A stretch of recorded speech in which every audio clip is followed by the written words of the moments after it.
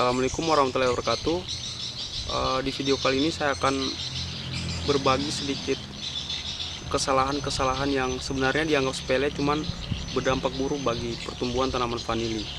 Ulasan ini saya dapat dari berbagai sumber, dari jurnal, artikel, makalah, grup-grup diskusi, dan juga tentunya dari pengalaman-pengalaman. Kesalahan yang pertama, menginjak ludukan. Jadi tanaman vanili kita ketahui termaksud ke dalam kelas monokotil. Jadi akar utama itu berada pada dasar batang. Jadi bercabang berada di bagian atas tanah, bagian lapisan atas tanah. Jadi sebaiknya menghindari menginjak ludukan atau tanah di sekitar batang tempat tumbuhnya vanili, karena kalau terinjak, tanaman vanili bisa saja stres atau terkena infeksi, dan akibatnya bisa menghambat pertumbuhan dan bahkan terjadi busuk batang. Kesalahan kedua, membiarkan genangan air di sekitar kebun vanili.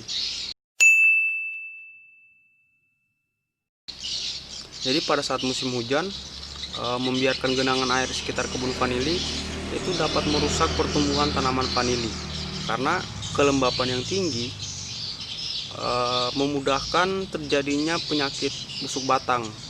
Maka sebaiknya memperbaiki drainase, membuat atau memperbaiki drainase agar air mengalir dengan baik. Yang ketiga, hindari menyiram tanaman di malam hari. Karena pada saat malam hari penguapannya kurang. Jika disiram di malam hari, maka air akan menetap di daun dan batang tanaman, dan di dalam tanah air tidak akan terserap dengan baik, dan hal ini akan memicu pertumbuhan jamur di sekitar akar, batang, dan daun.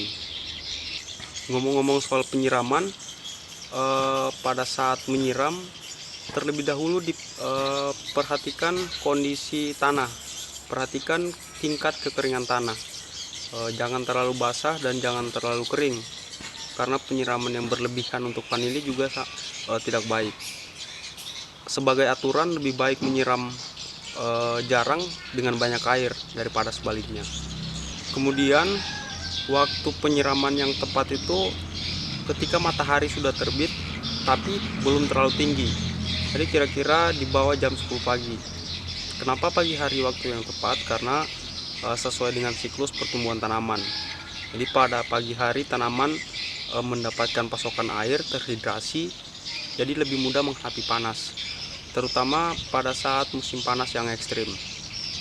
Kalau pagi hari tidak memungkinkan, maka siram tanaman di atas jam 4 sore, karena di bawah jam 4 sore itu dapat membakar tanaman karena masih panas. Yang keempat, menggunakan sabut kelapa yang masih muda. Jadi biasanya pada tanaman vanili, sabut kelapa dimanfaatkan sebagai campuran media tanam dan juga sebagai tiang panjat buatan.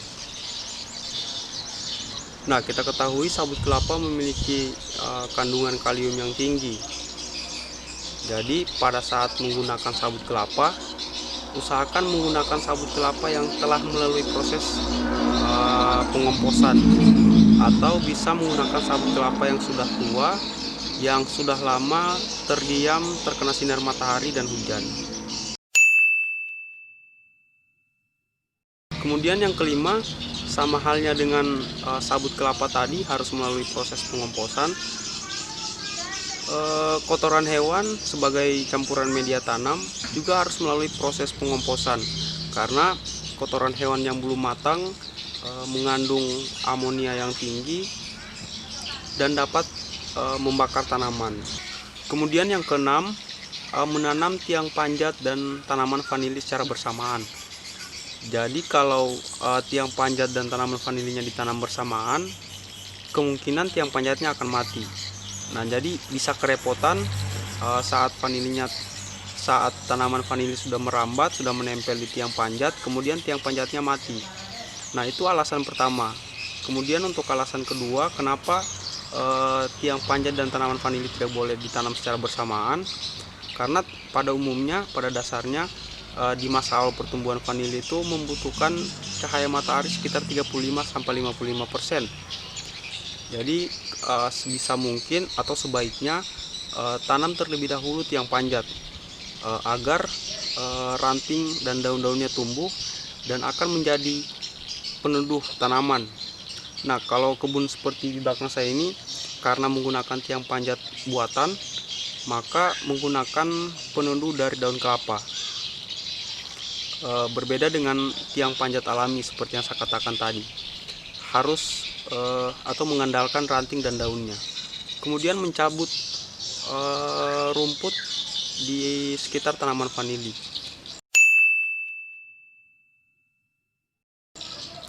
Nah, mencabut rumput di sekitar tanaman vanili itu karena seperti yang saya katakan tadi, akar vanili berada di sekitar atas tanah atau pengakarannya yang dangkal. Jadi pada saat mencabut rumput, kemungkinan akarnya akan infeksi, maka akan mudah atau akan terjadi busuk batang. Untuk pengendalian rumput, kalau misalkan belum banyak, masih sedikit, masih bisa dicabut. Kalau sudah banyak, sebaiknya jangan dicabut, cukup dipangkas dan sisa pangkasannya dibuang di tempat lain. Dan yang terakhir, yang ke-8, sebisa mungkin pada saat beraktivitas di kebun vanili, sebisa mungkin menghindari agar tanaman vanili tidak terluka, terkena sayatan dan lain sebagainya. Oke, mungkin cukup sekian apa yang dapat saya bagikan kali ini. Jangan lupa like, komen, dan subscribe biar lebih semangat berbagi. Terima kasih.